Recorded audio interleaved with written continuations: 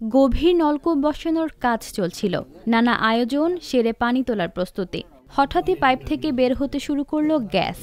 কিভাবে সম্ভব হচ্ছে এটি, সেই উত্তর মেলার আগেই গ্যাস দিয়ে চলছে রান্না বান্না।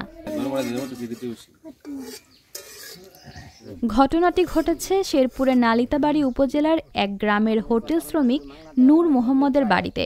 গত 14 অক্টোবর 1.5 ইঞ্চি পাইপ দিয়ে খনন শুরু হয়। প্রায় 55 ফুট নামতেই পাইপ উপরে উঠে আসে এবং গ্যাস বের হতে থাকে।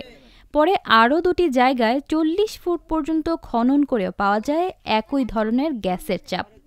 প্রায় 14 দিন যাবৎ এখান থেকে অনবরত গ্যাস বের হচ্ছে এবং আশেপাশের অনেক লোকজন আয়সা সকালবেলা রান্না করে নিয়ে যাচ্ছে তরকারি, বা অনেকে দূর দূরান্ত থেকে আয়সা ডিম সিদ্ধ করে এখান থেকে নিয়ে যেতেছে। 2 জায়গায় বন্ধ করলেও একটি মুখ দিয়ে অনবরত বের হচ্ছে গ্যাস। এই খবর ছড়িয়ে পড়তেই দূর দূরান্ত থেকে মানুষ জড়ো হচ্ছেন ঘটনাস্থলে। প্রত্যন্ত এলাকায় হঠাৎ গ্যাস পাওয়া তাই কৌতূহল উত্তেজনার সঙ্গে ভয়ও কাজ করছে সবার মনে।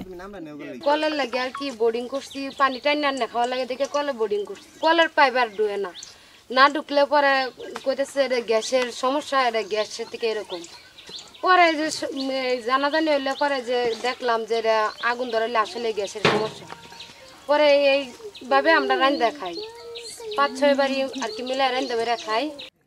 এই খবর ছড়িয়ে পড়তেই ভিড় জমান স্থানীয় সহ আশেপাশের গ্রামের মানুষ। প্রত্যন্ত এলাকায় হঠাৎ গ্যাস পাওয়া নিয়ে কৌতূহল আর বিস্ময় সব মিলিয়ে উৎসব মুখর পরিবেশ সৃষ্টি হয়েছে সেখানে। তবে যে কোনো সময় দুর্ঘটনার আশঙ্কাও করেছেন তারা। মোটরের লাগে কুচ্ছিল এখান থেকে প্রথম বেলা বেরিয়েছে ফুটি বাইরে নিয়ে পরে বাদে এখানে ম্যাচ ফায়ার দিলে আগুন জ্বলে। এরা সবাই রান্না বাড়া করতেছে, রান্না বাড়া করে এরা বার্তা করে 3 বেলার নাস্তা চলতেছে, খাওয়া দাওয়া চলতেছে। ঘটনার পর স্থানীয় প্রশাসন বিষয়টি বাপেক্স ও তিস্তা গ্যাস কর্তৃপক্ষকে জানায়। দ্রুত পরীক্ষা নিরীক্ষা ও প্রয়োজনীয় ব্যবস্থা নেওয়ার আশ্বাস দিয়েছে উপজেলা প্রশাসন। সেখানে সাবমার্জিবল টিউবওয়েল বোরিং করতে গিয়ে কিছু গ্যাসের সন্ধান পাওয়া গিয়েছে এবং 10 দিন যাবত এলাকার লোকজন সেই গ্যাসে রান্নাও করছে, এরকম একটা তথ্য পেয়েছি। তথ্য পাওয়া সাপেক্ষে আমি যে এখানকার যে তিতাস গ্যাস কর্তৃপক্ষ আছে শেরপুরের, ওনাদের সাথে যোগাযোগ করেছি। ওনারা জায়গাটা আগামীকাল সরেজমিনে পরিদর্শন করবেন। এদিকে উন্মুক্ত স্থানে এভাবে গ্যাস ব্যবহার বিপজ্জনক বলে সতর্ক করেছেন জনস্বাস্থ্য প্রকৌশল বিভাগের কর্মকর্তা। এই লেয়ারগুলোতে স্বল্প পরিমাণ গ্যাস থাকে, সেগুলো ওই পর্যায়ে যায় না।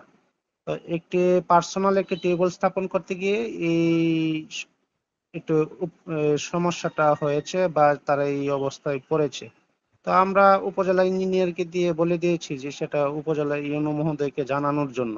সেই গ্যাসটি যদি ওপেন থাকে এবং যদি আগুনের কোনো সংস্পর্শ আসে তাহলে তো দুর্ঘটনা হইতেই পারে। সেটা যত তাড়াতাড়ি ইউনো মহোদয়কে জানায় সেটা তাদের জন্য উপকৃত হবে আর কি।